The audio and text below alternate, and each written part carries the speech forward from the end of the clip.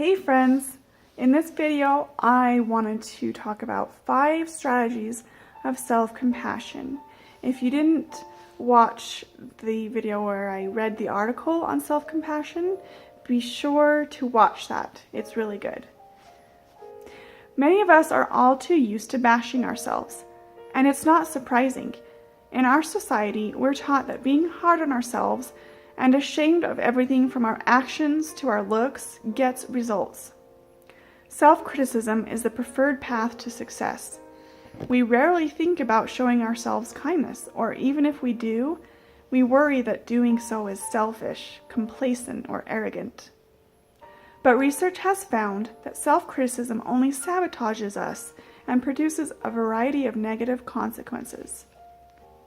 Self-compassion has been linked to greater well-being, including diminished anxiety and depression, better emotional coping skills, and compassion for others. Self-compassion consists of 3 components.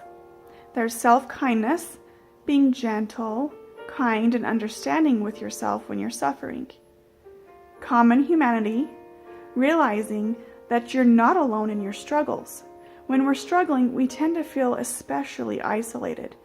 We think we're the only ones to experience loss, make mistakes, feel rejected or fail, but it's these very struggles that are part of our shared experience as humans. And mindfulness, observing life as it is, without being judgmental or suppressing your thoughts and feelings. So there's myths about self-compassion. Because beating ourselves up is so entrenched in our society, you still might be suspicious of self-compassion. Myth number 1, self-compassion is self-pitying or egocentric. The fact is, self-pity is being immersed in your own problems and forgetting that others struggle too. However, being self-compassionate is seeing things exactly as they are, no more, no less. It means acknowledging that you're suffering, while acknowledging that others have similar problems or are suffering even more. It's putting your problems into perspective. Myth number 2, self-compassion is self-indulgent. The fact is, being self-compassionate doesn't mean solely seeking pleasure. It's not shirking responsibilities or being slothful. Rather, self-compassion focuses on alleviating suffering. From this perspective, you consider whether something will hurt you in the long run. Myth number 3, self-criticism is an effective motivator. The fact is, there's actually nothing motivating about criticizing yourself, because it makes you fear failure and lose faith in yourself.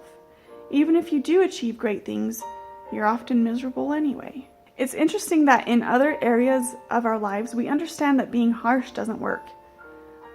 Take the example of parenting. Decades ago, we thought that harsh punishment and criticism were effective in keeping kids in line and helping them do well. However, today, we know that being a supportive and encouraging parent is more beneficial. When you're told you're a failure, the last thing you think you're capable of is succeeding or even trying. Self-compassion acts like a nurturing parent. So even when you don't do well, you're still supportive and accepting of yourself. Like a kind parent, your supportive and love are unconditional, and you realize that it's perfectly okay to be imperfect. This doesn't mean being complacent. Self-criticism tears us down. It presumes that I am bad. Self-compassion, however, focuses on changing the behavior that's making you unhealthy or unhappy. Being self-compassionate might seem unnatural at first, and it may be harder for some of you, especially if you've experienced a really large trauma. So it's important to work with a therapist in these cases.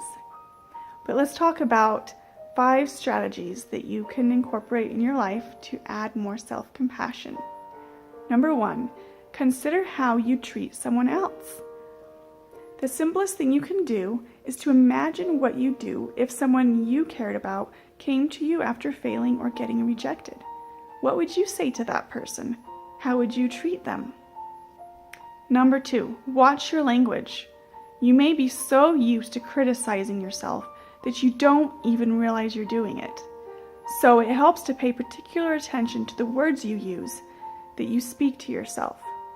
If you wouldn't say the same statements to someone you care about, then you're being self-critical. Number 3, comfort yourself with a physical gesture. Kind physical gestures have an immediate effect on our bodies, activating the soothing parasympathetic system. Specifically, physical gestures get you out of your head and drop you into your body, which is important since the head loves to run away with the storylines. For instance, put your hands over your heart or hold your arm. Any gesture will do. Number 4, memorize a set of compassionate phrases.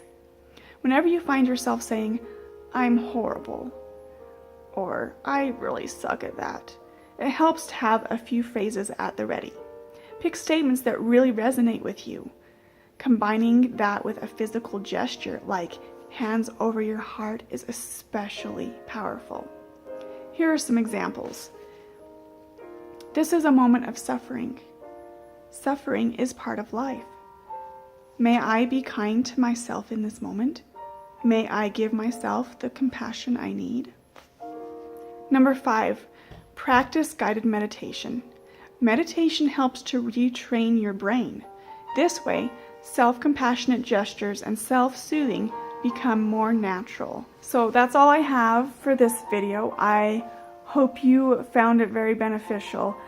When you are self-compassionate, I really love that you start being more compassionate to others, and it just creates this circle of love and trust and happiness. It's just a really amazing thing to work on and practice more of in your life. If you liked this video and found it helpful, please give it a thumbs up. If you're new to my channel and would love to see more of these videos, be sure to hit that subscribe button. I hope you guys are all doing well, and I would love to hear from you. Please leave me some comments down below and let me know of some things that you need help on in your life, and I would love to help you out. Thank you so much for watching, and I will see you in the next video. Bye!